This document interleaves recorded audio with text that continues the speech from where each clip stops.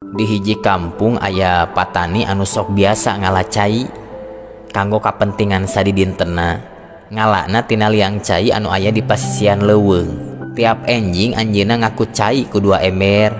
Ari ember anu hiji anu belah tukang aya rembes bocor saalit. Dugi ka bumi tina ember anu bocor teh cai nyesana saperti luna ember. Tiap dinten sapertos kitu.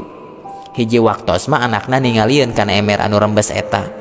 Saur anakna, bapak eta ember teh bocor. Lamun teu ditambal, bapak teh tos ngabuang-buang waktu jeung ngalelebar tanaga. Sumuhun kasep, bapak getos uninga yen hiji ember anu dianggo ngalacai teh bocor.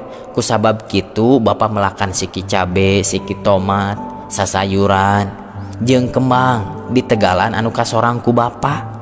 Ayeuna ku hidup tingali di sapaparat jalan ieu tos jaradi sababaraha macem pepelakan. Ember anu bocor ieu teh kalintang mangpaatna unggal enjing tiasa nyiram eta pepelakan. Hadirin sadaya, tajalmi anu ngagaduhan kakurangan sering pisan disepelekeun bahkan dianggap henteu guna. Padahal di balik kakurangan eta justru bisa maparin mangpaat, bisa ngabantu kana padamelan anu teu tiasa dipidamel ku jalmi lain. Setiap orang ku Allah diciptakeun ngagaduhan kondisi anu beda-beda, fisik beda-beda, kaayaan anu beda, harta bana anu beda, penghasilan ge barareda. Tapi saha wae urang, kumaha wae kaayaan urang, pasti bakal bisa mere mangpaat ka sakurilingan urang.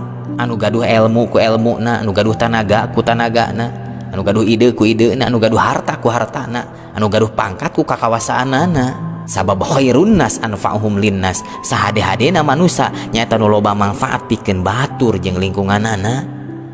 Sok sanajan urang seueur kakurangan lain berarti teu guna, Allah pasti bakal maparin jalan pikeun jalma anu daek gerak. Jeung anu pasti dina setiap kakurangan urang bakal bisa milih pikeun hirup bagja mulia jeung salamet.